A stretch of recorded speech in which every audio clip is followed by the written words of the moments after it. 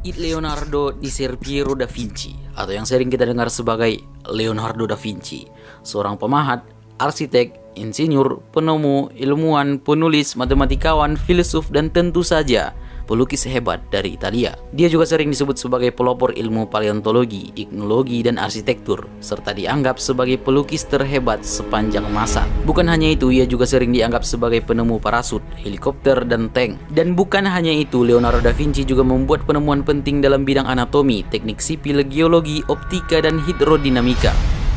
Leonardo lebih terkenal sebagai seorang pelukis. Kalian pasti sudah pernah melihat salah satu karyanya, Mona Lisa. Lukisannya yang paling terkenal dan adalah potret manusia paling populer yang pernah ada. Karyanya yang lain, The Last Supper, buat yang belajar sejarah pasti dah gak asing lagi dengan lukisan keagamaan di masa Renaissance ini. Dan Salvador Mundi, lukisan yang terjual dengan harga 450 juta US dollar atau kira-kira setara dengan 6,5 triliun rupiah, membuatnya tidak hanya menjadi lukisan termahal tapi juga karya seni termahal di seluruh dunia. Kita akan mencoba mencari tahu apa rahasia dari orang paling jenius sepanjang sejarah manusia ini. Apa yang membuatnya tidak hanya bisa, tapi expert di bidang-bidang yang sangat banyak itu.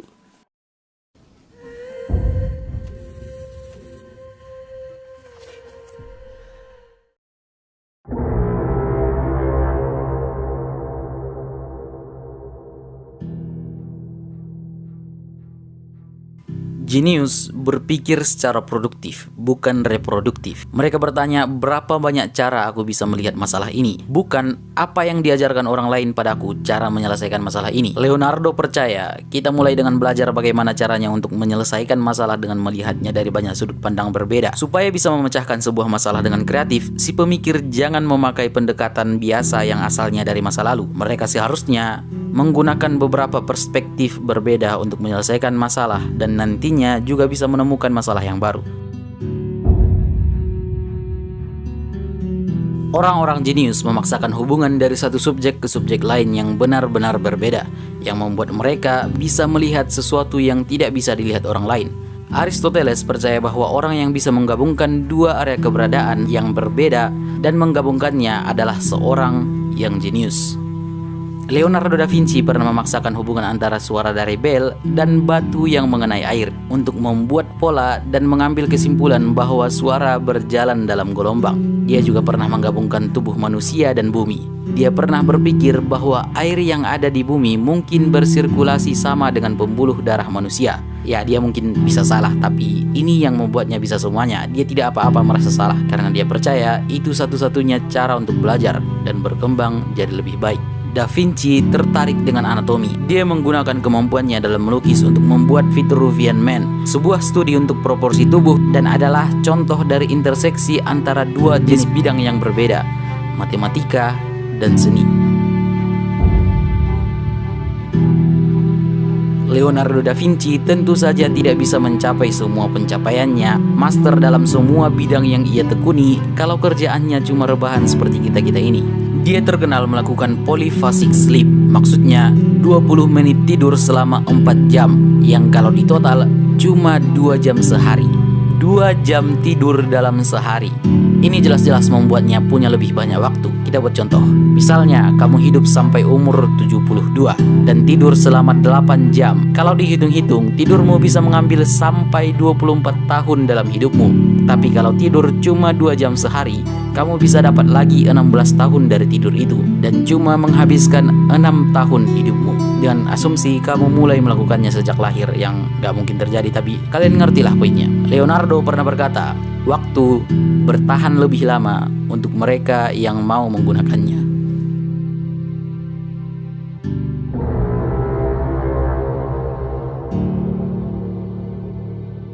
Leonardo da Vinci mengeksplor jangkauan subjek yang sangat luas. Pikirannya tertarik dengan banyak hal yang membuatnya bisa sangat kreatif dan bisa membangun koneksi. Ia punya kumpulan konsep dan ide-ide yang kelihatan tak terbatas. Dan dia mengikuti rasa penasarannya, bukan spesialisasinya. Bukan sesuatu yang dia rasa sudah dia kuasai. Dia ingin melakukan semuanya, ingin mengerti semuanya. Dan ya, dia bisa menguasai semuanya. Orang-orang jenius dengan skill set dan ketertarikan yang beragam adalah yang membuat kontribusi terbesar dalam sejarah. Leonardo tidak terspesialisasi dalam satu domain, tapi dalam banyak domain dan ratusan masalah dengan kumpulan pengetahuan dan pemahaman yang banyak dan berbeda-beda. Dia adalah seorang polymath. Polymath atau polimatik itu simpelnya orang yang mendalami lebih dari satu subjek dan mampu menguasainya. Seorang polymath bisa melihat dunia dengan perspektif yang unik. Mereka bisa menemukan pola yang tidak bisa dilihat orang lain.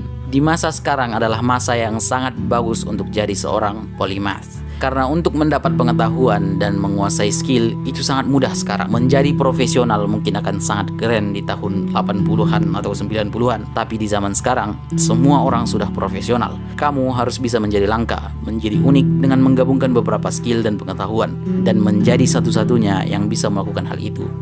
Leonardo da Vinci adalah seorang polymath. Dia tertarik dengan semuanya, ingin menguasai semuanya, ingin mengetahui semuanya. Seperti yang dikatakan Leonardo da Vinci. Pelajari sains dari seni dan seni dari sains. Kembangkan indramu, terutama belajar melihat. Sadar bahwa semuanya terhubung dengan yang lainnya.